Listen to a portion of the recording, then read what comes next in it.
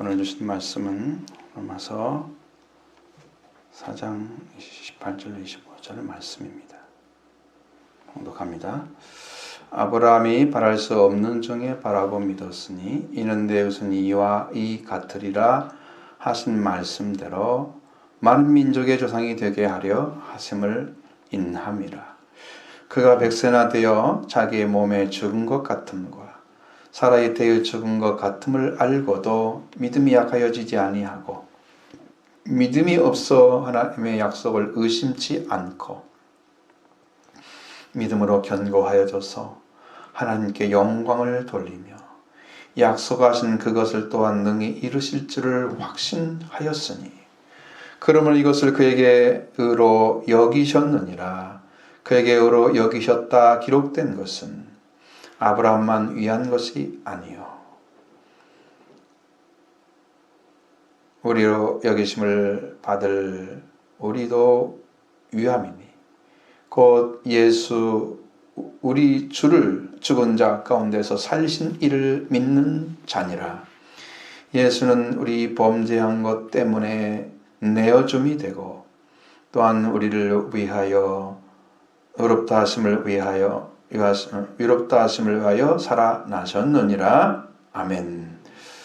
자, 로마서 4장에 대해서 계속 말씀을 드리는 것은 거기에 이제 믿음이 어떤 것인가, 믿음에 대한 이야기를 아주 핵심적으로 말씀해주고 있기 때문입니다. 아브라함이 이제 믿음으로 의롭다 하심을 여긴 것의 핵심이 여기에 다 나와 있습니다. 그래서 우리가 이 말씀을 완전하게 이해가 되면 여러분의 심령도 동일하게 아브라함의 믿음을 소유하게 될 것이고 아브라함 믿음을 소유한 사람은 오늘 예수 그리스도를 통해서 의롭다함을 얻는 자리도 찾게 되는 것입니다. 그걸 다 이미 여기에는 허락해 놨어요. 하나님이 그 말씀은 너무 완전하게 해놨는데 우리가 번역에도 좀 문제일 수도 있지만 있긴 하지만 정확하게 이해를 할 수 있는 게 약하기 때문에 하나님 이 말씀을 다 주시기가 너무 힘든 거예요. 그래서 이제 이 17절까지의 말씀을 우리가 다시 한번 핵심적인 내용들을 조금 보시고 18절에서 어떻게 연결되는지 이걸 찾아야 되겠죠.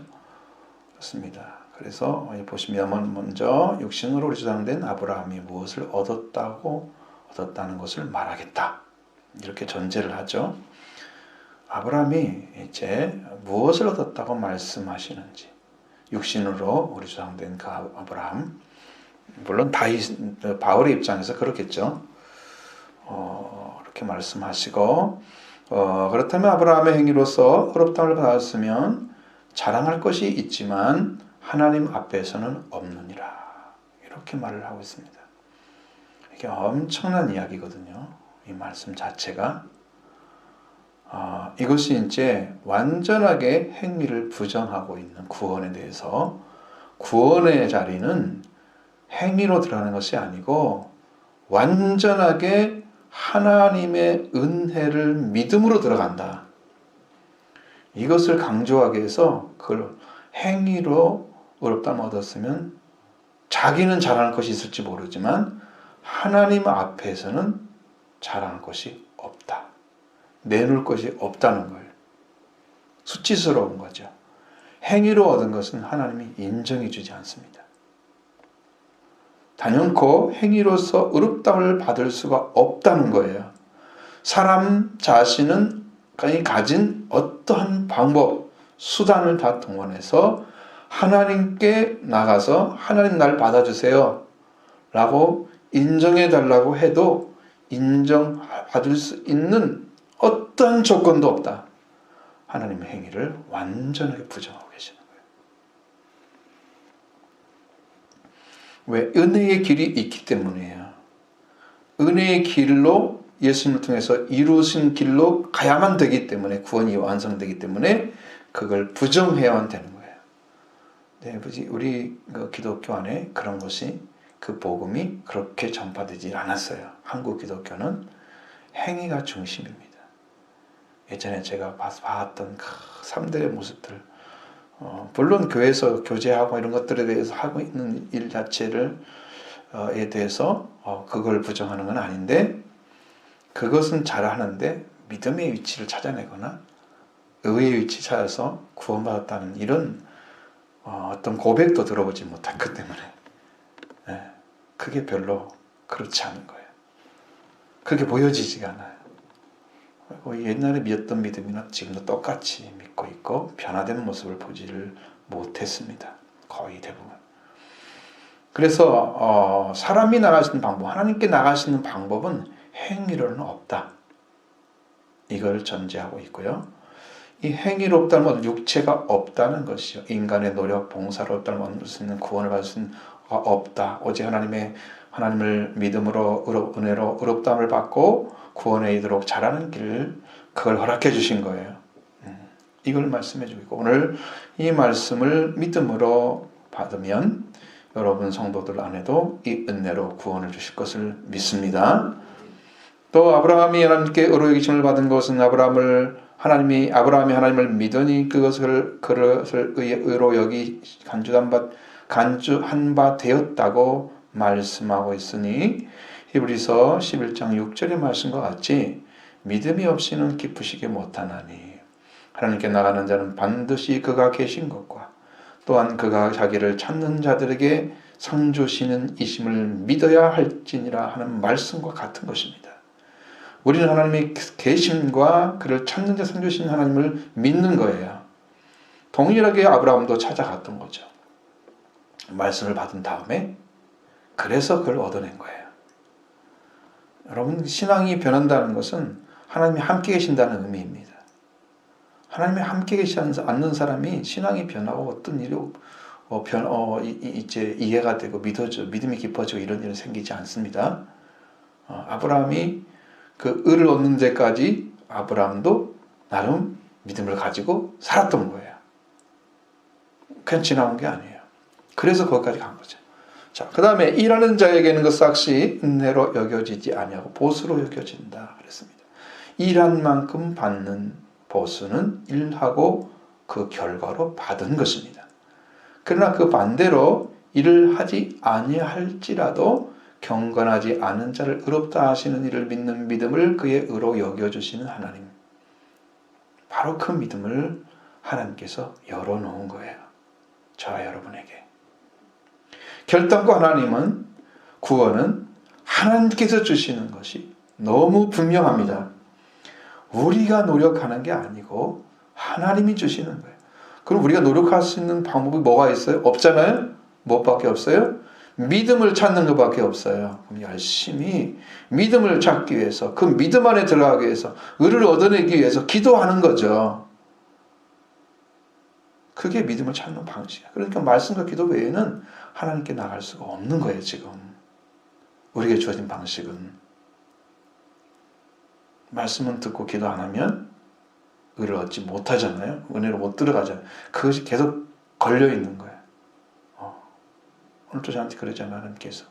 이 복음은 전해주는데, 이 뒤통수에 딱 보는 거예요, 뭐가. 근데 영적으로 보니까 여기에 이렇게 어둠이 좀 있어요, 뒤쪽에. 그럼 무슨 말이냐면, 여러분이 회개가 안 이루어져서 말씀을 전해서 이게 길을 가는 것은 다 알려줬는데 회개가 안 이루어서 못 오고 있는 그것이 막혀져 있는 부분을 보여주는 거예요, 하나님께. 아, 이게 끝이 아니구나. 회개를 시켜야 되는 거구나. 일부 예배 마치고 기도하면서 어떻게 주시는 거예요. 아무리 구원에 대해서 얘기해도 회개가 아니면 이게 들어가지 않는다는 심령 안에. 심령 안에 탁 들어가야 되는데 심령 안에 들어가서 역사를 안 일어난다는 거예요. 하나님 일할 수가 없다는 거예요. 그걸 가르쳐 주는 거예요, 저한테.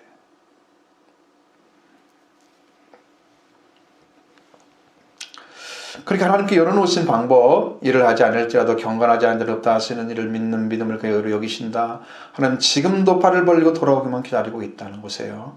이 하나님은 완전히 우리가 일하는 노력이나 봉사하는 게 나갈 수 없다고 말씀하시고, 그리고 내가 어떤 상황과 어떤 실수나 죄나 죄과를 가지고 있을지라도 그래도 하나님은 나를 받아주실 거야, 의롭다 하실 거야 라고 믿고 나가면 그 믿음을 의로 받아주신다. 지금도 여러분에게 길을 열어 놓으셨다는 것입니다. 조건 없이 나오십시오.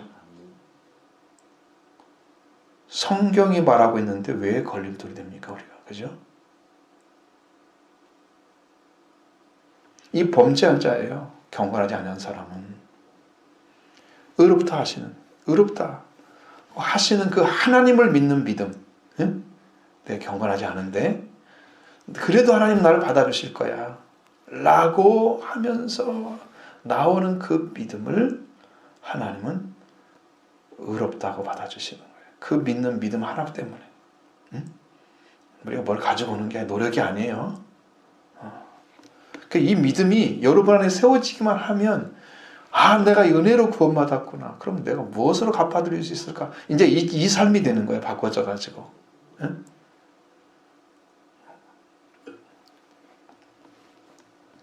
또 이제 이해가 안 되시는가 봐요. 여러분 마음을 여시고 말씀을 그냥 순수하게 받으세요. 저는 믿는 방법이 그거예요. 아주 순수하게 하나님이 그렇다고 하면 아멘. 아멘입니다. 받으시면 하나님이 일하십니다. 쉬워요. 받으시 바랍니다. 그대로 받으세요. 하나님이 그렇다면 아버지가 그렇게 주시는 거구나. 내가 아들이니까 믿어드려야지. 이렇게 받는 거예요. 예? 우리는 그 외에는 스스로 신앙으로 하나님을 만날 수가 없는 거예요. 하나님께서 우리를 죄와 사망에서 해방하시고 의롭다함을 주시는 그 은혜로만 하나님께 나갈 수 있어요. 길이 없다는 거죠. 그래서 이렇게 일하는 것이 없이 하나님께 의롭게 여기심을 받는 사람의 복에 대해서 이렇게 말씀합니다. 불법이 사함을 받고 죄와 가림을 받는 자는 복이 있고 주께서 그 죄를 인정하지 않는 사람도 복이 있도다. 시편 32편 1절로 2절의 말씀을 인용해서 그 죄에서 해방되는 거, 죄를 가려움을 받는 거, 그 죄를 주께서 그 죄를 인정하지 않는 자 복이 있다 그랬습니다. 죄스럽다고 생각하는 그 모든 삶, 이게 불법이라고 말씀드렸죠? 그 불법, 이건 죄 같아. 근데 꺼림칙한데 내가 또 죄라고 딱 단정하기 어려운 그런 것들 있죠? 그런 걸 다 사면 이게 불법이에요. 또 하나님께서 죄를 아예 덮어줘 버리세요. 열어보질 않아. 처음부터 딱 덮어버리는 거예요. 그러니까 부름받은 사람들은 다 그렇게 된 사람들이에요. 그래서 말씀을 주시는 거예요. 그리고 이끌어 주시는 거예요. 그리고 구원으로 완성시키는 거예요. 처음부터 하나님이 덮어버리는 거예요. 그러니까 여러분이 걱정할 게 아니에요. 그것은. 주께서 죄를 판단하지 않으면, 내가 죄가 있는데 나를 죄라고 판단하지 않아. 넌 죄인이야. 이렇게 구분해서 버리지 않는 거예요. 판단하지 않으신. 그 사람이 복이 있다. 자, 다 복은요, 하나님께서 우리 죄를 사하시는 복이에요. 그게 진짜 복이거든요. 근데 사함의 복을, 죄사함의 복을 잘 모르고 있어요. 이상한 신앙들 많이 심어놔가지고 찌꺼기가 지금 남아있어. 지금도. 그걸 복이라고 하면 내 마음속에서 예전에 그 복은 아니야? 이렇게 자꾸 이제 반문하면서 부정하려고. 그것도 복이면 성경을 찾아서 믿으면 돼요. 그 자기가 복이라 생각하는 그 복을 믿으면 돼요. 성경대로. 아닌 것은 버려야 돼요. 그건 가짜 믿음이에요. 말씀도 안 하시는데 내가 믿고 있는 건 가짜죠. 신념이죠. 그런 믿음은 인정할 수 없는 거죠. 자, 이 복을 받은 자는 죄사함을 받고 죄 덮임을 받고 그 죄를 판단받지 않는 자다. 하나님께 죄 용서와 죄 사함과 용서를 받은 자의 복에 대해서 말씀하고 있습니다. 이 복을 받는 것이 매우 중요하다. 왜? 그것이 시작이기 때문에 신앙의 시작. 이건 이 복을 받는 믿음이 있어야 돼요. 그래서 아파하는 사람들은 죄 때문에 아파하는 거예요. 내가 죄인인 걸 알기 때문에. 다른 걸 아파하는 게 아니에요. 죄인 걸 자각하지 못하는 사람들 보면 또 아파하죠. 하나님, 제가 죄를 모릅니다. 어떻게 용서해달라고. 예수님 십자가에서 회개한 것처럼 이 복은 할례자에게와 무할례자에게 또 아브라함이 의롭다고 하신 영을 받는 그 일로 인해서 동일한 은혜를 베풀어 주고 있다고 말씀하고 있습니다. 아브라함이 먼저 하나님께서 의롭다함을 여기심을 받은 것은 무할례의 때였습니다. 그것은 무할례의 조상이 된 거죠. 그리고 믿음으로 여기심을 받은 아브라함이 할례를 받게 되었습니다. 그리고 할례자의 조상이 되었습니다. 아브라함은 할례를 받은 것은 무할례 때에 받은 것은 믿음으로 인친 것이죠. 그래서 아브라함은 할례자의 조상이 되었고 할례 받을 자뿐만 아니라 아브라함의 무할례 받은 믿음을 자체를 따르는 모든 자들에게도 조상이 되어 주셔서 아브라함은 우리 세상의 모든 자들의 조상이 되었습니다. 이제 이 땅에 사라져버릴 멸망받는 자들의 조상이 아니고 죽지 않는 자들, 새 인류의 조상이 되신 것입니다. 이건 오직 믿음으로 의로 인하여 오게 된 것입니다. 그래서 율법에 속한 자들이 상속자이면 믿음은 헛것이 되었습니다. 이미 없다는 거죠. 그리고 약속은 무효화가 되어버렸습니다. 그것도 없다는 거죠. 율법으로는 절대로 의가 없고 약속도 없는 거다. 율법에 속한 자이면 언약이 하나님부터 주어지지 않고 속죄와 부활도 내려오지 않습니다. 왜? 그건 자기가 지금 율법에 속한 자고 지켜야만 되는 거야. 자기가 은혜가 아니에요. 그건 행위에 속한 거예요. 그래서 율법에 속한 상속자는 세상에 없다. 율법은 진노를 이루게 합니다. 왜 그러냐? 올바르게 율법을 지키지 않고 언제에 따르지 않으면은 하나님의 명령을 들었는데 순종하지 않는 거잖아요. 그러면 하나님은 진노하시죠.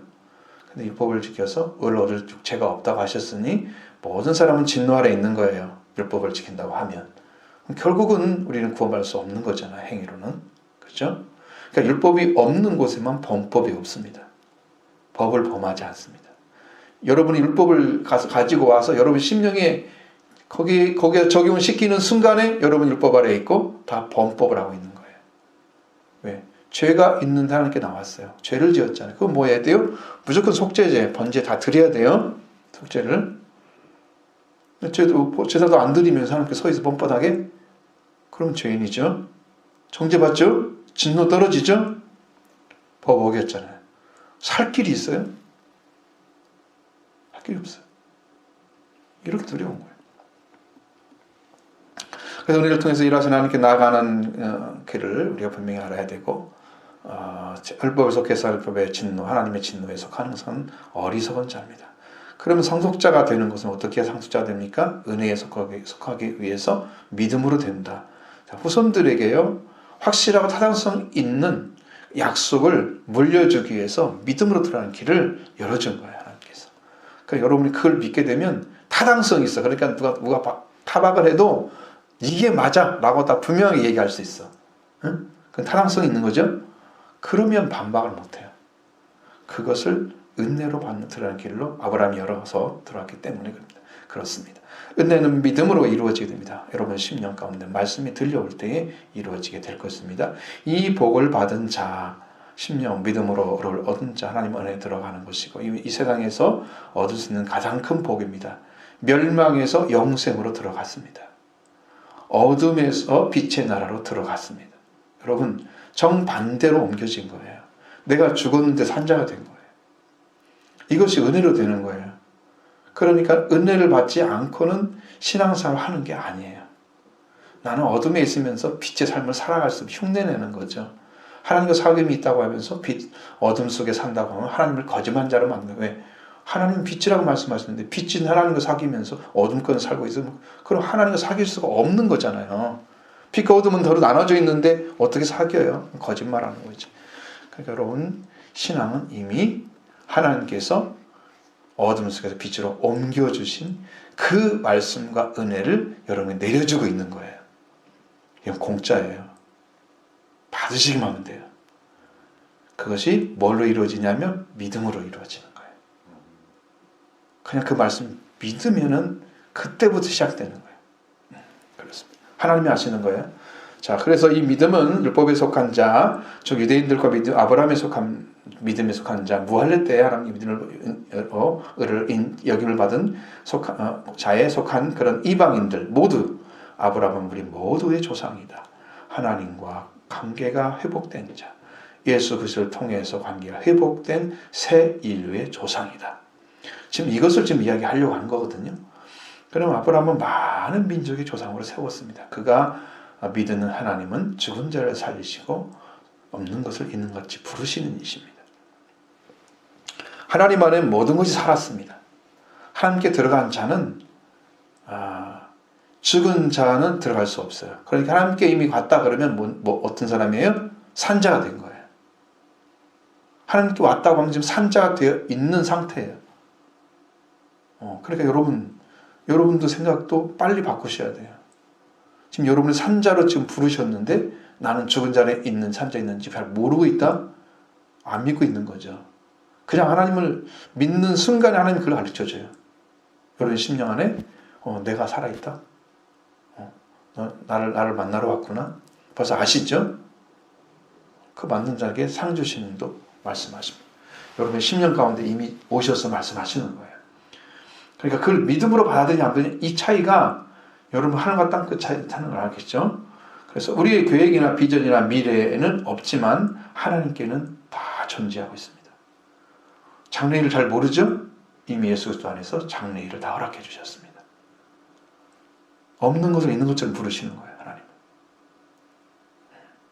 그 믿음을 아브라함이 가졌어요. 그러면 그 믿음이 아브라함이 하늘의 별과 같이 네 자손이 이렇게 많을 거다. 한때에 뭘 봤어요? 인류의 구원을 본 거예요. 어떤 사람의 구원을 받고 어떤 사람 길이 열려지고 이걸 다 본 거예요. 이미 하나님은 미래부터 오시는 분이세요. 저는 이 말씀을 통해서 그걸 찾아냈어요. 아 그렇구나. 하나님은 없는 것을 있는 것처럼 부르시는 지금을 말하는 거예요. 없는 것은. 근데 미래는 있을 거잖아요. 그러면 그 있는 것부터 출발하는 거예요. 그래서 없는 걸 있는 것처럼 부르시는 거예요. 하나님은. 여러분은 지금 우리가 어떻게 될지 모르잖아요. 교회가. 하나님이 역사에서 일을 행하시면 이 교회가 1000명, 10,000명 교회가 될 수 있죠. 모르는 거예요. 그건. 하나님 지금 미래부터 시작하는 거예요. 우리 교회를. 그걸 보고 지금까지 이끌어 오신 거예요. 없는 것을 있는 것처럼 부르시는 하나님이세요. 이게 믿음으로 들어가셔야 돼요. 아브라함이 그걸 본 거란 말이에요. 지금 예수님 나타났어요? 안 나타났죠? 수작을 보면서 예수님 봤어요? 안 보이잖아요. 다 부르셨어요. 없는 거 있는 것처럼 부르신 하나님을 아브라함 믿음 속에 들어가 있는 거예요. 자, 오늘 주신 아브라함의 믿음도 이 말씀이에요. 그래서 아브라함의 믿음이 이와 같다. 우리의 믿음도 이와 같다. 그 믿음을 찾는 데 필요한 말씀이 18절부터 25절의 말씀이에요. 아브라함이 믿는 믿음에 대해서 다시 말씀하고 있습니다. 자, 그러니까 우리 먼저 18절부터 22절의 말씀을 같이 읽습니다. 아브라함이 바랄 수 없는 중에 바라고 믿었으니 이는 내 후손이 이 같으리라 하신 말씀대로 많은 민족의 조상이 되게 하려 하심이라. 그가 백세가 되어 자기 몸의 죽은 것 같음과 사라의 태가 죽은 것 같음을 알고도 믿음이 약하여지지 아니하고 믿음이 없어 하나님의 약속을 의심치 않고 믿음으로 견고하여져서 하나님께 영광을 돌리며 약속하신 것을 또한 등이 이루실 줄을 확신하였으니 그러므로 이것을 그에게 의로 여기셨느니라. 아멘. 자, 여러분 아브라함의 믿음이 어떤 믿음입니까? 바랄 수 없는 중에 바라고 믿는 믿음입니다.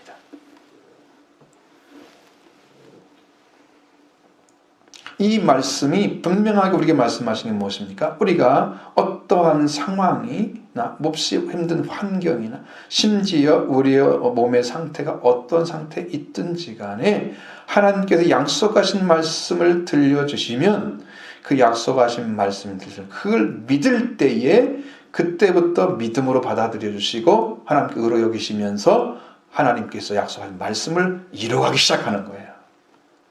그때부터야, 그때부터. 뭐 그전에는 안 했으니 하셨는데 아브라함이 이해를 못하고 있는 거예요. 하나님 말씀을 받아들이지 않았기 때문에. 그리고 하나님이 이렇게 이루실 거야, 이것이 보여지지가 않아. 없는 것을 있는 것처럼 부르시는 것은 상상을 못해. 응? 그때는. 근데 이 믿음을 의롭다 여긴 이후부터 시작하셔서 일을 하신 하나님이 오시면서 그 안에 심령 안에 이제는 영적 성장이 시작이 되는 거예요. 그게 의로 여기심이에요. 그래서 중요한 거예요. 그때부터 그 믿음이 싹트기 시작하고 아브라함이 의롭다 여기심이 어디서 끝나냐? 아들을 받는 데서 완성이 되는 거예요.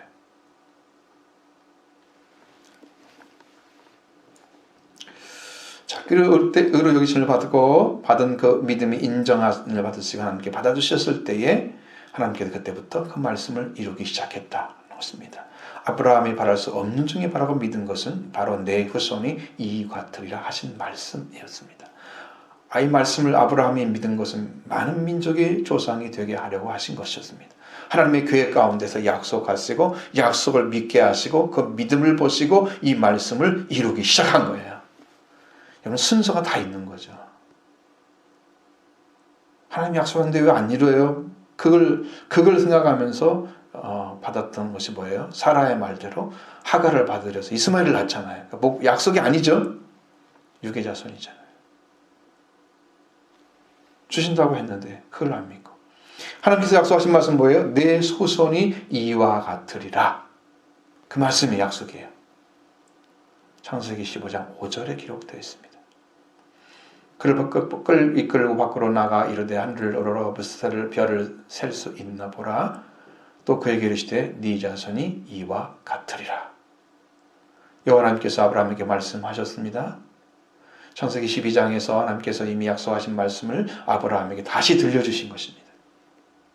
내 이름을 심히 창조하되 큰 민족을 이룬다고 하셨죠? 그 큰 민족이 별과 같이 많을 거다 라는 것과 같은 의미죠. 이것은 아브라함에게 주실 자손을 알 수 없었을 때 하나님께서 이미 약속의 말씀을 주셨고 여호와께서 아브라함에게 주신 그 말씀을 그대로 이루어지게 된 것은 아브라함이 믿음을 가지고 하나님 말씀을 믿고 그것 때문에 믿었던 그 때문에 믿은 것을 의로 여기셔서 그때부터 시작을 하신 거예요. 그래서 하나님의 약속의 말씀을 주시고 하나님의 말씀을 주셨을 때 그 말씀을 믿음으로 받는 그 일에부터 하나님이 일을 하기 시작하는 거예요. 많은 사람은 약속 받았다 그러니까 그 말씀이면 다 끝난 줄 알고 있어요. 아직 시작도 안 했는데. 그렇죠? 약속 받았다고 그게 시작이 아니에요. 그 말씀을 계속 들려주시면서 그 일을 시행하고 가신 하나님과 함께 경험을 해가야 되는 거예요. 그게 아브라함의 믿음의 방식이에요. 그러니까 여러분 회개하지 않는다는 약속 안 주시죠? 아브라함이 회개와 약속 받았죠? 그 다음에 하나님이 그 다음부터 일을 시작해 이렇게 믿음으로 이루면서 역사하기 시작하셨습니다. 창세기 18장 14절에 여호와께 능치 못한 일이 있겠느냐? 때가 기한 이제 내년 이맘때에 내가 내게로 돌아오리니 사라에게 아들이 있으리라. 자, 분명히 그렇습니다. 내년 이맘때 오신다고 그랬죠. 여호와께 능치 못한 일이 있겠느냐? 믿음을 가진 자에게 묻는 거예요. 믿지 않는 자들에게 그 묻는 게 아니에요. 확증을 주시는 거예요. 그리고 내년 이맘때에 내가 너에게 돌아올 것이다. 사라에게 아들이 있으라. 이 말씀은 아브라함이 실제로 이루어져 갈 때 받은 말씀이에요. 그는 바랄 수 없는 중에 바라고 믿어야 합니다. 그 약속을 주신 여호와께서 능히 하지 못할 일이 없다는 그 하나님을 믿어야만이 아브라함이 이걸 할 수가 있어요. 지금 아브라함의 상태가 사라의 상태가 아이를 낳을 수 없는 상태에 있는데도 믿어야만 되는 거예요. 그래서 여호와께 능치 못하심이 없다마는 그 믿음, 환경을 뛰어넘는 믿음, 그 믿음을 가져야 하나님 일을 하시는 거예요. 그럼 창세기 15장 6절에서 아브라함에게 하신 말씀은 여호와께서 아브라함 여호와를 믿음으로 의로 여기심을 받은 이후에 이루어진 일이 바로 후손을 주시는 일이었습니다. 창세기 18장 9절로 15절의 말씀을 같이 보십니다. 이 말씀 한마디면 이 성경이 거의 다 해석이 됩니다. 그러니까 여기를 꼭 보셔야 됩니다. 자, 창세기 18장 9절부터 15절 같이 보겠습니다. 그들이 아브라함에게 이르되 네 아내 사라가 어디 있느냐? 대답하되 장막에 있나이다. 그가 이르시되 기한이 이를 때에 내가 정녕 내게로 들어오라니 네 아내에게 사라에게 아들이 있으리라 하시니 사라가 그 뒤 방막문에서 들었더라. 아브라함과 사라가 나이 많아 늙었고 사라의 생리는 끊어졌는지라. 사라가 속으로 웃고 이르되 내가 노쇠하였고 내 주인도 늙었으니 내가 어찌 낙이 있으리요. 여호와께서 아브라함에게 이르시되 사라가 왜 웃으며 이르기를 내가 늙었고 어떻게 아들을 낳으려 하느냐. 여호와께 능치 못한 일이 있겠느냐. 하니 이를 때에 내가 네게로 돌아와서 사라에게 아이들이 있으리라. 사라가 두려워하여 부인하여 이르되 내가 웃지 아니하였나이다. 이르시되 아니라 네가 웃었느니라. 아멘. 이게 참 놀라운 말씀이 숨겨져 있습니다.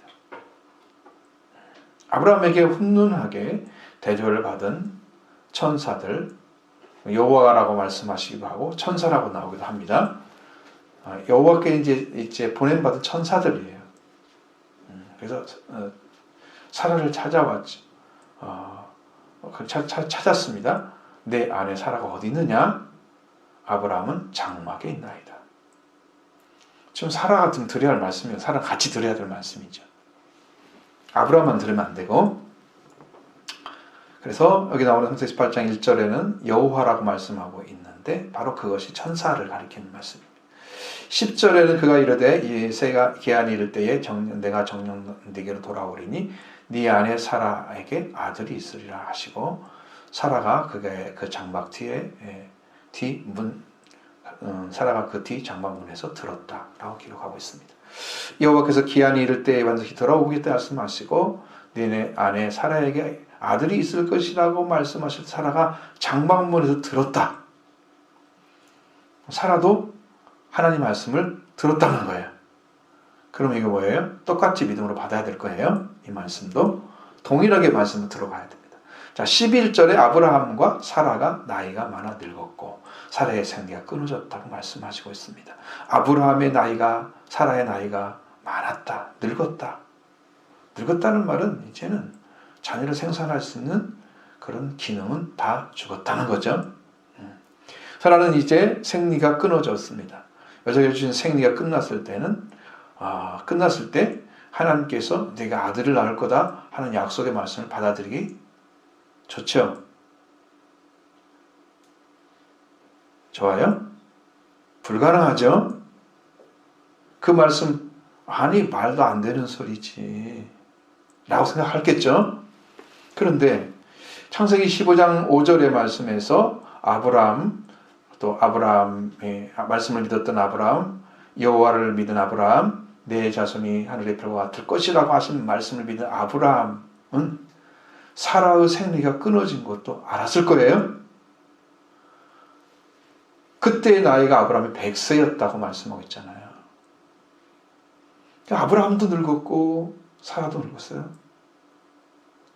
사라는 이미 생산할 수 있는 기능을 상실했어요. 아브라함에게는 좌절의 시간입니다. 만약에 믿음이 없다고 하면 좌절하고 넘어질 수 있는 시간이에요, 지금.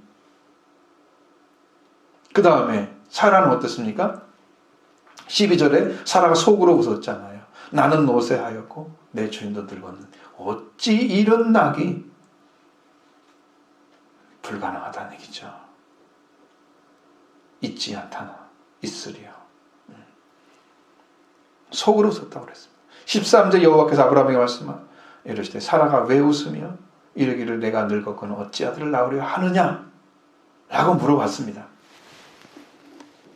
지금 아브라함의 믿음을 말하는 게 아니죠. 사라를 지금 말하고 있잖아요. 처음부터 사라를 찾았죠. 사라가 믿어야만 되는 거예요. 영적으로 교회가 믿어야만 되는 거예요. 사라는 여호와의 말씀을 듣고 생리가 끊은 자신을 생각하면서 이제는 불가능해 아이를 낳는 건 하면서 웃었다는 거죠. 나는 노쇠하고 내 처인도 늙었는데 어찌 이런 기쁨이 있겠어요? 즐거움이 있겠느냐고 했습니다. 근데 여호와께서 말씀하신 14절에 여호와께 능치 못한 일이 있겠느냐? 기한이 이를 때에 내가 내게로 돌아와서 돌아오리니 사라에게 아들이 있으라고 말씀하시죠. 여호와 하나님께 능치 못한 일이 없다. 있겠느냐는 없다는 겁니다. 지금이 믿는 시간이에요. 지금이. 아브라함은 불가능한 딱 타임을 잡았죠. 사라도 아이를 잉태할 이제 끊어질 수 있는, 그러니까 사라 이제 아이를 잉태할 수 없는 지금 때가 왔죠. 그게 지금 믿음을 시험하는 거예요. 그게 진짜 믿음인지 아닌지, 하나님께서 하시는 말씀을 그대로 믿는지 안 믿는지를 그때 보는 거예요. 믿음이 그때 약해지면 하나님이 약속하신 말씀, 당신이 그때 우리가 아를 낳을 때 주셨으면 될 텐데 낳을 수 없게 하셔놓고 이제 와서 난 이렇게 불신해버리면 약속을 믿을 수 있겠어요? 믿음이 약해지면 거기서 끝나는 거죠. 이게 넘어질 수 있는 시간이에요. 분명한 말씀, 그리고 여호와께서 능치 못한 일이 있겠느냐 말씀하신 그 말씀을 가지고 믿음을 가진 아브라함이, 하나님께서 어떠한 분인가를 아브라함에게 분명하게 말씀해 주셨을 때 아브라함은 그 말씀을 듣고서 하나님을 부정하지 않았습니다. 아무 말 안 했죠? 그걸 받아들인 것입니다. 그러나 사라는 반응을 보였습니다. 사라가 뒤에서는 좀 속으로 웃었고, 또 15절에는 사라의 반응을 어떻게 하나님께서 말씀하시냐면, 사라가 두려워 부연하여 이르되 내가 웃지 아니하였나이다. 이르되 아니라 내가 웃었느니라. 사라가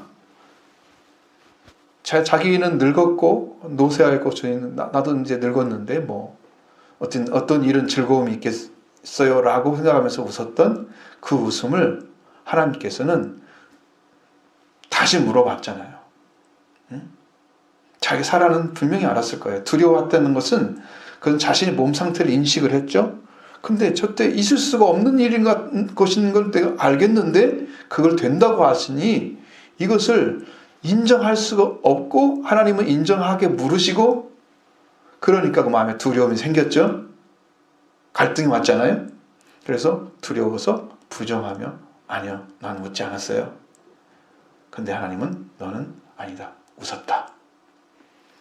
예, 이 대화를 보세요. 사라가 두려워서 부인하여 말하되 내가 웃지 아니하였나이다 하였고, 하라고 말하지만 여호와께서는 아니라 네가 웃었느니라고 말씀하고 있잖아요. 사라는 두려운 마음이 있었다. 자신의 웃음이 여호와께 들으신 것을 대해서 인정하고 싶지가 않은 거예요. 그래서 내가 웃지 아니했다고 말합니다. 그런데도 여호와께서 물으시니 두려워해서 부인하였습니다. 여호와께서 사라의 불신과 좌절의 순간에 그녀의 웃은 것을 여호와께서 아셨습니다. 이에 대해서 여호와께서 네가 웃었다고 말씀하실 때 사라는 웃지 않았다고 말하지만 그녀의 마음은 낙이 없고 기쁨이 없는 웃음이었음을 하나님은 알았던 거죠. 그래서 여호와께서 두려워서 부인하여 웃지 않았다고 하는 말하는 그 사라에게 장차 너에게도 희망과 기쁨의 웃음을 가질 거라고, 아니야 네가 웃었다 이렇게 말씀하시는 거예요. 좌절의 웃음이 기쁨의 웃음으로 바꿔질 거라고, 네가 웃었다, 그걸 받아들였다 라고 그 심령 안에서 믿게 말씀하시는 거예요. 확인하는 이유는 바로 그거였어요. 사라가 말씀을 받아들이는 순간을 하나님 보신 거예요. 그래서 좌절과 어쩌면 이제 전혀 가당치도 않은 그런 이야기처럼 들려온 하나님의 말씀을 그는 이제 기쁨의 웃음으로 변화되는 그때를 분명하게 올 거라고 네가 웃었다고 이야기를 하시는 것입니다. 하나님은 우리에게 웃음을 주기를 원하십니다. 나는 좌절하고 있는데 들려진 말씀은 희망의 말씀인 거죠.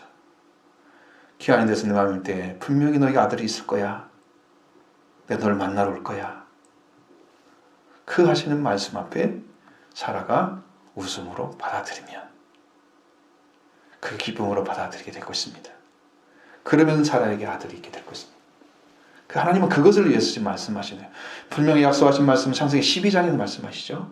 여호와를 믿음으로 여기심을 받은 건 15장이죠. 그리고 이삭을 낳겠다고 말씀하신 건 18장이죠.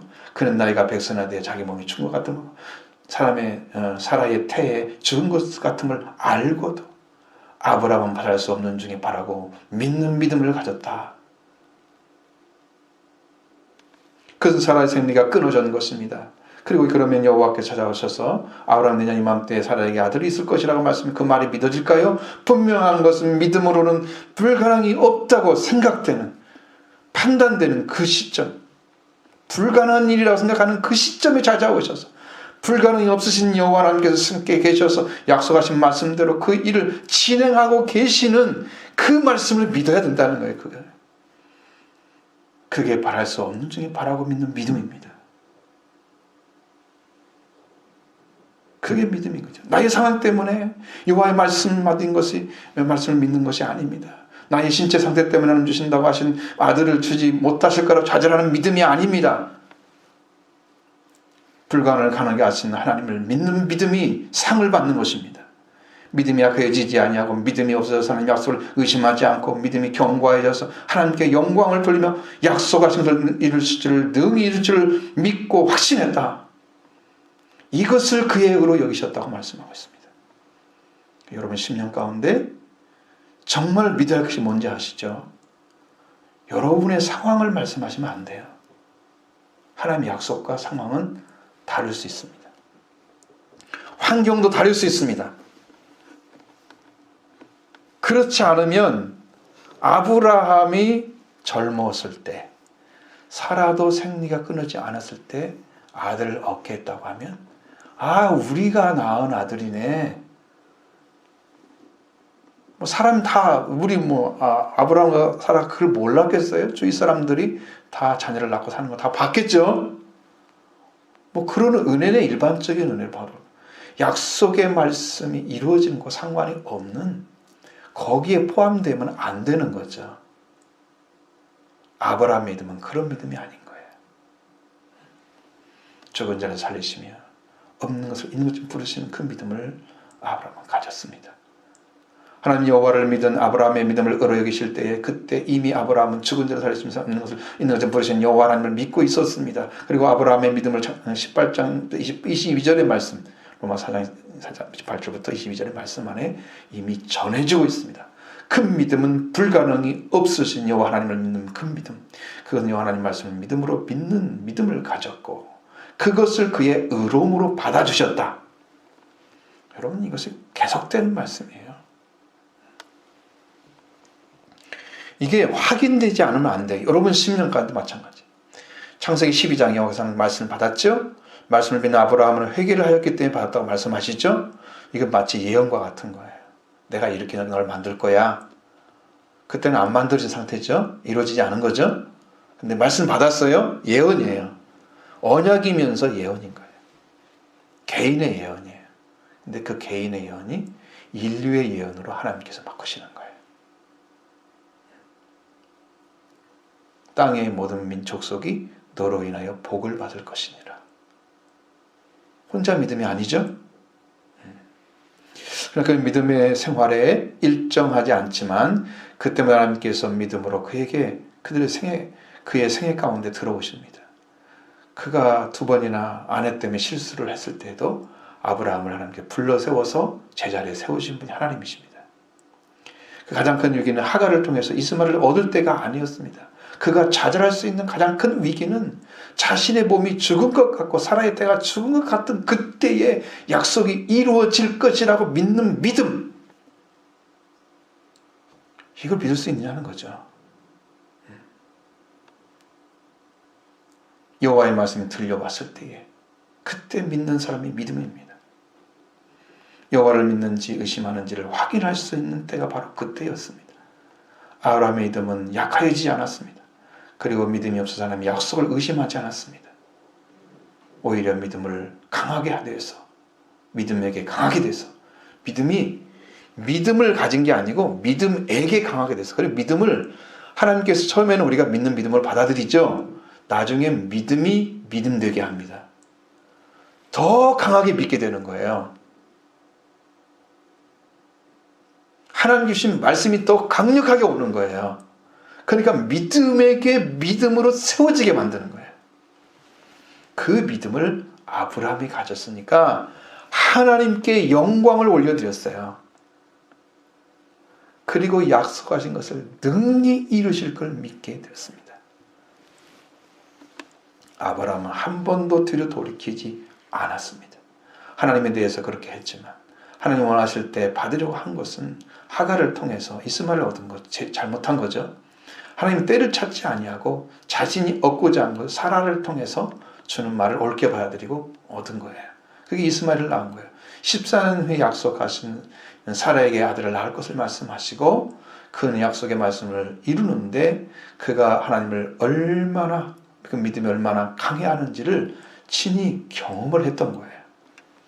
아브라함의 믿음, 바랄 수 없는 중에 바라고 믿는 믿음, 백선에 대해 자기 몸에 죽은 것 같은 분명히 알고 있는데 믿음은 더 강해지는 거예요. 그러니까 이 약속을 의심하는 순간에 그는 무너졌던 것이 무너질 건데 더 강력해진 믿음을 갖게 됐어요. 불가능한 상황에서도 믿음이 더 강해지고 하나님께 영광을 돌리고 약속하신 말씀을 이루실 줄을 확신하고 나간다. 하나님께서 지금, 그리고 지금 할 수 없는 일, 백성한테는 사라의 몸의 상태 다 알고 있잖아요. 그러면 하나님을 할 수 없는 분이라고 하는 사실을, 할 수 있는 분이라는 사실을 확신하였다는 것은 그의 믿음이 얼마나 높이 올라가느냐, 영화의 믿음인 거예요.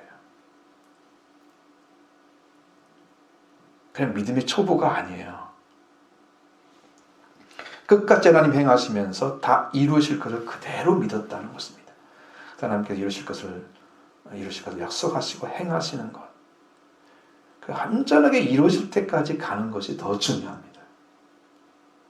물론 하나님 미래부터 좀 오시기 때문에 이미 알고 가시니까 그걸 끌고 가시는 거죠.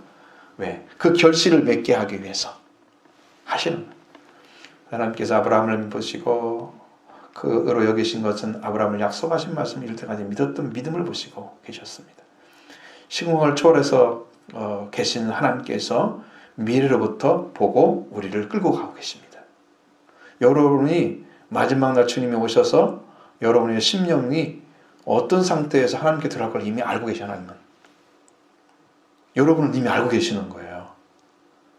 믿음에서 떨어지지 않고 놓지 않고 걸어가도록 계속 하시는 일을.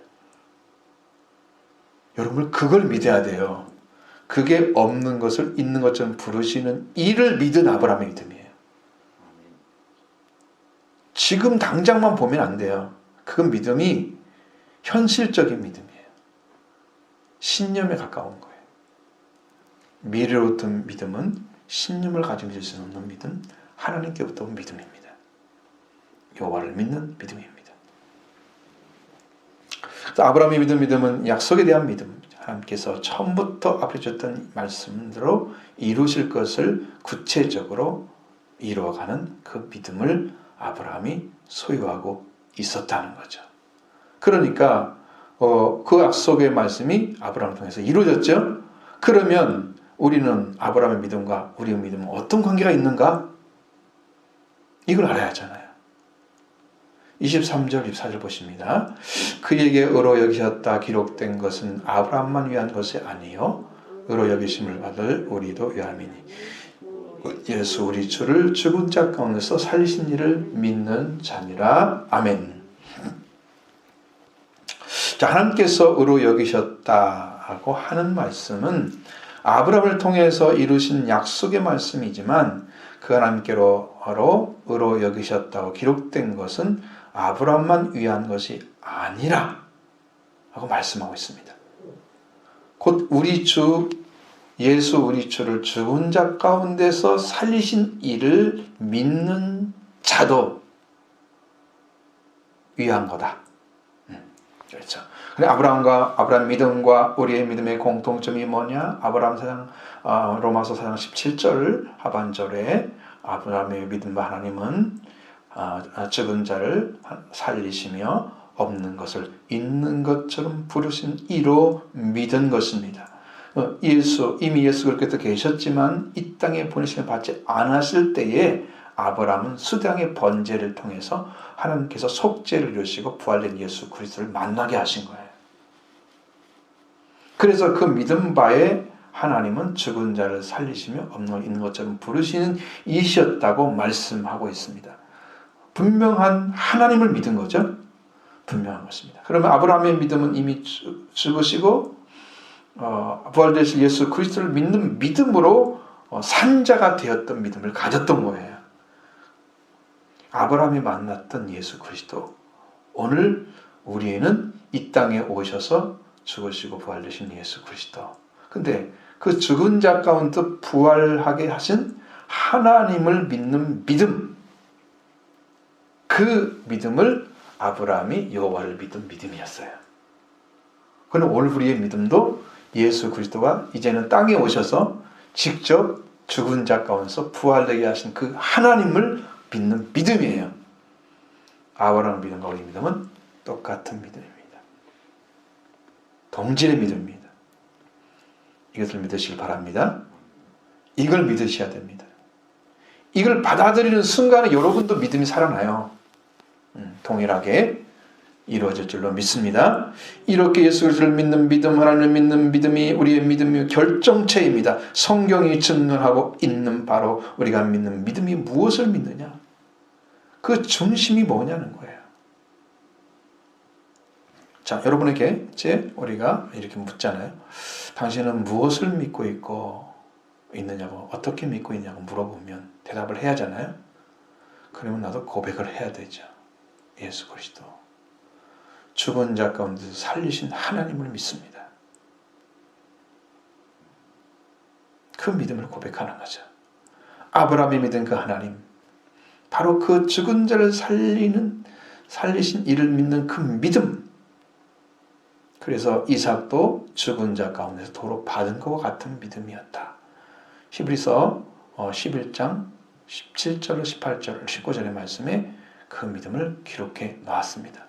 아브라함은 시험을 받을 때에 믿음으로 이삭을 드렸으니 그는 약속을 받은 자로 돼 그 독생자를 드렸느니라.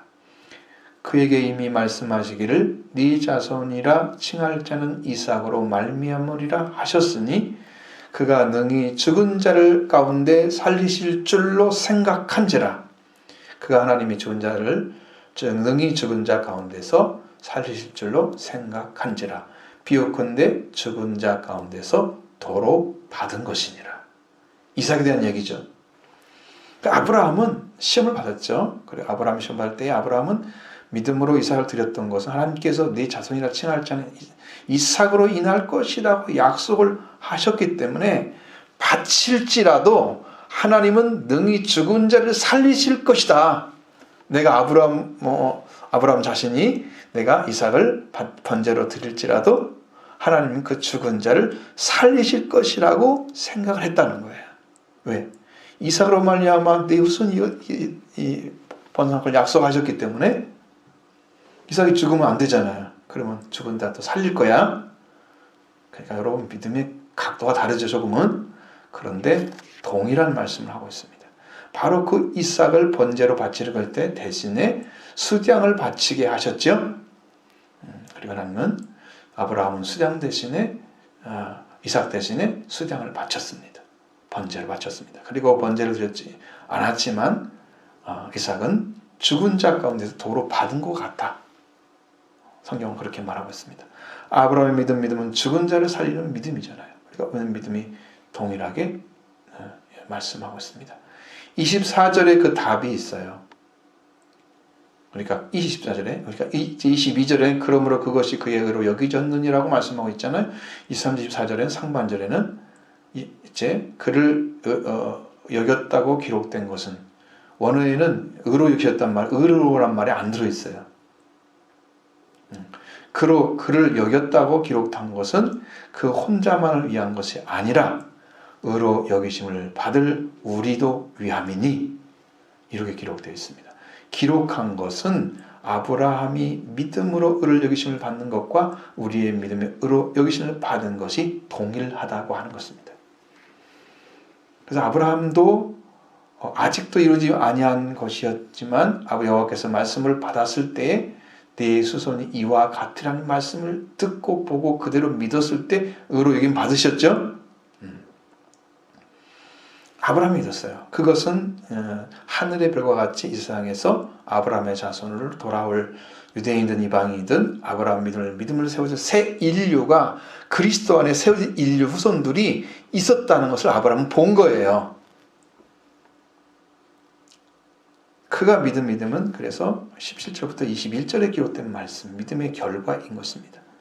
그럼 우리는 하나님께서 예수 그리스도를 통해서 믿음으로 속죄받는 것으로 제시해 놓으신 것을 믿는 믿음, 또 24절 하반절에 예수님, 우리 주님을 죽은 자 가운데 살리신 이를 믿는 믿음, 이게 죽은 자를 가운데 살리신 하나님을 믿는 아브라함이 믿은 것 똑같은 동질이죠. 이 믿음을 여러분도 동일하게 가지고 예수 그리스도를 믿는 것입니다. 그러면 우리는 이방인의 무할의 시대 받았던 그 믿음을 우리가 따라서 아브라함의 후손이 되는 거예요. 그렇게 들어가시 바랍니다. 그게 길입니다. 이건 죽은 자를 살리신 하나님을 믿었던 아브라함의 믿음과 같다 그랬습니다. 그래서 그러면 아브라함은 죽은 자를 살리신 하나님을 믿었고 우리는 죽은 자를 살리신 하나님을 믿습니다. 예수 우리 주를 죽은 자 가운데 살리신 하나님을 믿습니다. 동일한 믿음입니다. 아브라함은 아직도 세상에 태어나지 않았지만 모리아산에 죽으시고 부활하신 예수님을 만났죠. 그런 죽은 자를 살리신 하나님을 경험한 것입니다. 예수 그리스도로 인해서 우리는 속죄와 부활을 이루신 그리스도를 만났죠. 그 믿음은 죽은 자를 살리신 하나님을 믿는 믿음입니다. 그 하나님을 믿었을 때 그는 죽은 자 가운데 살리신 하나님으로부터 의롭다움을 여기셨고 그 믿음이 완성돼서 의롭다움을 여김 받는 자가 이제 완전히 이루어졌어요. 그것이 어디서 태어났어요? 천하만민이 복을 받는 씨앗으로 태어나신 거예요. 그래서 오늘 우리까지 그 믿음이 동질 믿음이 오게 된 것입니다. 그럼 우리를 누구를 믿고 있습니까? 예수님을 믿은 죽은 자 가운데 살리신 이를 그분이 누구냐? 곧 죽은 자 살리신 하나님 바로 믿는 거죠. 이것을 의롭다 함을 얻는 믿음입니다. 우리의 믿음은 무엇입니까? 예수님을 죽은 자 가운데 살리신 이를 믿는 믿음 동일한 거죠. 그렇다면 예수님이 죽으신과 부활되신 우리에게 완전한 의를 가져다 준다는 것을 25절에 말씀하고 있습니다. 같이 보시죠. 예수는 우리 범죄한 것 때문에 내어줌이 되고 또한 우리를 의롭다 하심을 위하여 살아나셨느니라. 아멘. 이 말씀은 그는 우리의 죄 때문에 넘겨줌이 되었고 또한 우리의 의롭다 함 때문에 살아나게 되셨느니라. 이게 원어적인 해석. 예수님은 우리의 죄 때문에 넘겨줌이 되셨습니다. 어떻게 해요? 죄를 담당하라고 예수님한테 넘겨준 거예요. 죄 때문에. 우리 죄 때문에 넘겨진 거예요. 우리 죄 때문에 죄가 예수님이 하나님께서 예수님을 넘겨주신 거예요. 죄를 담당하라고. 자, 이 말씀이 이사야 53장에 기록된 말씀입니다. 1절부터 6절의 말씀 안에 기록되어져 있습니다. 하나님께서 어떻게 넘기셨느냐? 제가 이제 준비를 다 해놨지만 여러분께 들 말씀이 너무 이제 길으면 안 되니까 이제 6절 말씀만 보도록 하겠습니다. 우리는 다 양 같아서 그릇 행하여 각기 제 길로 갔거늘 여호와께서는 우리 무리의 죄악을 그에게 담당시키셨도다. 아멘. 자, 여러분 여기 지금 하나님께서 팔을 나타내신다고 하시잖아요. 여러분이 이사야 53장을 보셔야 돼요. 다는 읽지 않더라도 여러분이 보고 계시면 바로 이해가 될 겁니다. 뭘 얘기하고 있는지가 알아져요. 자, 1절에 우리의 전한 것 여호와께 팔로 나타나신 분은 예수 그리스도예요. 그분이 이스라엘에 나타났는데 믿질 않았어요. 그는 연한 순같이 마른 땅같이 나온 줄기 같아서 고운 모양도 풍채도 없었다 그랬어요. 흠모할 만한 아름다운 것이 보이지 않아요. 예수님 이 땅에 보내실 때요, 보통 사람과 똑같았어요. 우리 그림에는 뭐 그냥 미남으로 나오잖아요. 미남은 아니에요. 추상을 해보면 성경대로 하면은 매우 평범하게 나타났습니다. 특별한 자로 보이지 않았어요. 3절에 보면 그는 멸시를 받아서 사람의 실어버린 바 됐다고 말씀하고 있습니다. 그는 간구를 많이 겪었다고 그랬어요. 힘들고 어려운 일을 많이 겪으셨고 질고를 아는 자였습니다. 병으로 인한 고통을 아는 자였습니다. 그 나사에서 자른 분으로서 멸시를 받았죠. 여호와의 팔이 나타나도 믿지 않고 예수님을 버렸죠. 그는 힘들고 어려움을 많이 겪으시고 사람의 병으로 인한 고통을 아는 자이셨다. 4절에는 그는 우리의 실로 우리의 길고 곧 병으로 인한 고통을 지시고 우리의 슬픔을 당하셨습니다. 근데 우리는 생각하기를 그는 징벌을 받는다 그래서 부정한 행위를 해서 벌을 받고 있는 거예요. 그렇게 생각을 했다는 거예요. 그래서 하나님 맞고 있고 고난을 당한다고 말하고 했다는 거예요. 그게 지금 세상 사람들, 그 당시 사람들이 했던 것이니 오늘 예수님에 대한 믿음이 그렇게 되어 있어요. 옳지 못한 그런 생각을 가지고 있어요. 5절에 그가 찔림으로 치명적인 상처를 입은 것은 우리의 허물 때문이다. 그가 상한 것은 우리의 죄악 때문이다. 그가 징계를 받고 우리의 평화를 누리게 되고 그가 채찍에 맞아 우리의 나음을 입었다 말씀하시는데 예수님은 찔림을 받았는데 어떤 찔림이냐면 치명적인 상처를 가리키는 거예요. 찔림이라는 단어가. 그리고 창세기 3장 15절의 말씀처럼 상하게 할 자, 그러면 산산이 부서지게 하는 그 말씀과 똑같아요. 예수님 우리 죄 때문에 그 상함이 분쇄함을 받는 것처럼 가루로 만들어 흩은 것처럼 그렇게 고통을 당하시고 우리의 범죄 때문이었습니다. 우리가 징계를 받음으로 그가 징계를 받음으로 우리가 평화를 누리고 있습니다.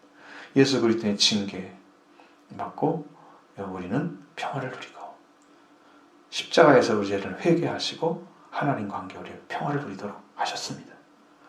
그는 채찍을 맞음으로 우리는 나음을 입었습니다. 예수님께서 사람이 조롱당하시는 매질당하시는 군사들에게 뺨을 맞으시고 침을 뱉든 받는 것 모두 다 그게 받은 채찍질이었습니다. 그런데 예수님은 그걸 통해서 우리를 치료와 회복을 이루어주신 분이십니다. 이렇게 하시면서 6절의 말씀에서 이제 중요한 단어죠. 우리는 다 양 같아서 그릇 행하여 각기 제 길로 갔는데 여호와께서는 우리 무리의 죄악을 담당시키다. 이 담당하는 죄를 그에게 넘겨버려. 우리 죄 때문에 그를 넘겨준 거예요. 이게 지금 양 같은 거예요. 어린 양이죠. 우리는 예수님을 따라가지 않고 양 같아서 각기 제 길로 갔습니다. 목자가 계신데 안 따라가는 거예요. 그 하나님께서는 말씀을 따르면 여호와께서 선한 목자가 되어주시지만 그 말씀을 따라가지 않으면 그 불순종이 죄악이 됩니다. 이 죄악이 어떤 죄악이냐면 집단적인 죄 범죄를 말하는 거예요. 죄악을 그에게 담당시켜 이 집단적인 온 인류의 죄를 말하는 것입니다. 그래서 여호와께서 우리를 포함한 수많은 무리들의 집단적인 범죄를 예수님에게 짐지우게 한 거예요. 그래서 우리를 위해서 예수님이 넘겨짐이 됐어요. 사형치를 지고 하는 어린 양이셨습니다. 저와 여러분의 죄를 담당해주고 계십니다. 우리가 할 일은 말이죠. 우리의 죄를 범한 것 때문에 넘겨진 예수님께 우리의 죄를 의탁하는 거예요. 하나님 용서해 주세요. 제가 주님께 별을 의탁합니다. 주님 맡아주시겠다는데 왜 안 맡겨요? 맡기시지. 응? 주님 담당해 주시겠다. 여호와께서 우리의 집단적인 범죄를 담당하게 하셨으니 예수 그리스도를 믿으시고 여러분 저를 의탁하시면 여러분 죄도 깨끗하게 씻어줄 줄로 믿습니다. 그리고 우리는 또 하나의 능력이 뭐냐? 예수 그리스도를 하나님께서 죽은 자 않고 살리신 것입니다. 그걸 믿는 거죠. 예수님이 의롭다 하심을 위해서 우리의 의롭다 하심을 위해서 한 때문에 일으켜지심을 받았다. 바로 이것입니다. 그러니까 우리가 분명히 알아야 할 것은 예수 그리스도가 존재 가운데 살리심을 받은 그 자체가 우리의 의로움입니다. 그걸 믿는 것이. 여기까지 확신이 돼야 돼요. 지금 범죄 말씀드렸죠? 죄는 주님 하나님께서 넘기셨다 말씀하시죠? 그런데 여기서 예수 그리스도가 우리의 의롭다함 때문에 살아나시게 되었다. 살아나시게. 수동태예요. 여기는 수동태. 그래서 예수님 스스로 살아난 게 아니고 하나님께서 살려내신 거예요. 살려주신 거예요. 이것을 믿으면 여러분도 하나님이 받아주시는 사람이 되는 거예요. 그 의를 허락해 주십니다. 오늘 그 길을 우리에게 열어주셨어요. 그래서 아브라함의 믿음과 우리의 믿음은 죽은 자를 살리신 하나님을 믿는 그 본질이 같은 믿음이다. 할렐루야. 이 믿음 가운데 여러분도 들어가시기를 바랍니다.